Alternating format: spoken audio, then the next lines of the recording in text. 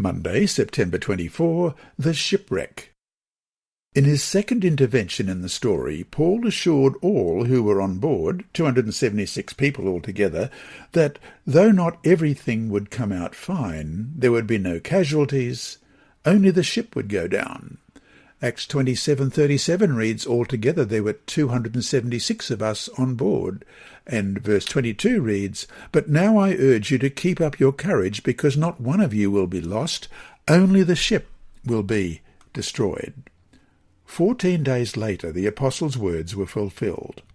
Still, under a terrible storm, and with the ship completely adrift, the sailors sensed land was near, possibly because they could hear the noise of breakers, as we read in verse 27. On the 14th night we were still being driven across the Adriatic Sea, when about midnight the sailors sensed they were approaching land. After a series of soundings, and fearing the ship would be driven against the rocks along the shore, they dropped 4 anchors from the back of the ship in order to reduce their speed. Meanwhile, they desperately asked their gods for daylight to come, as we read in verses 28 and 29. They took soundings and found that the water was 120 feet deep. A short time later they took soundings again and found it was 90 feet deep. Fearing that we would be dashed against the rocks, they dropped 4 anchors from the stern and prayed for daylight. Question. Read Acts 27, verses 30 to 44. What lessons are here for us in this story? Reading Acts 27, beginning at verse 30. In an attempt to escape from the ship, the sailors let the lifeboat down into the sea, pretending they were going to lower some anchors from the bow. Then Paul said to the centurion and the soldiers, unless these men stay with the ship, you cannot be saved. So the soldiers cut the ropes that held the lifeboat and let it drift away. Just before dawn, Paul urged them all to eat. For the last 14 days, he said, you have been in constant suspense and have gone without food. You haven't eaten anything. Now I urge you to take some food. You need it to survive. Not one of you will lose a single hair from his head. After he said this, he took some bread and gave thanks to God in front of them all. Then he broke it and began to eat.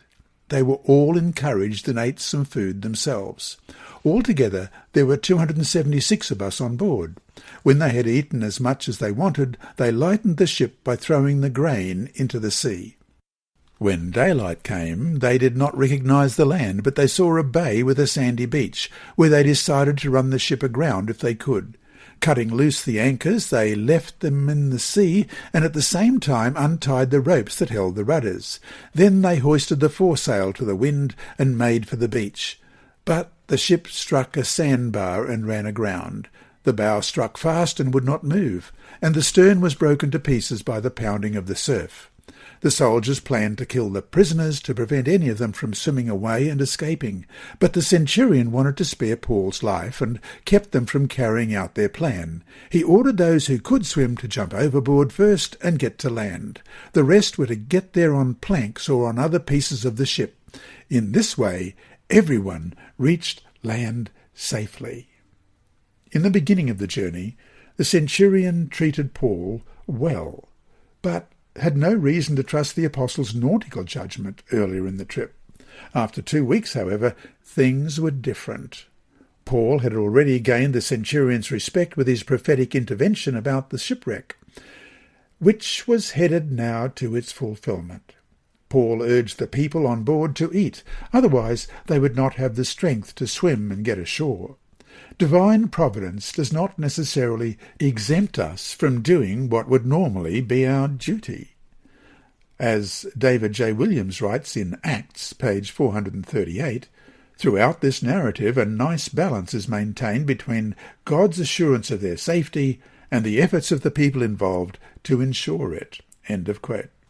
As morning approached, the sailors came in sight of land. It was a bay with a beach where they decided to run the ship aground.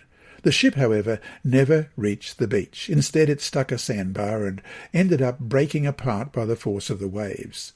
The soldiers' plan to kill the prisoners to prevent them from escaping was stopped by the centurion, mainly because of Paul. In the end, as God had promised, not a single life was lost.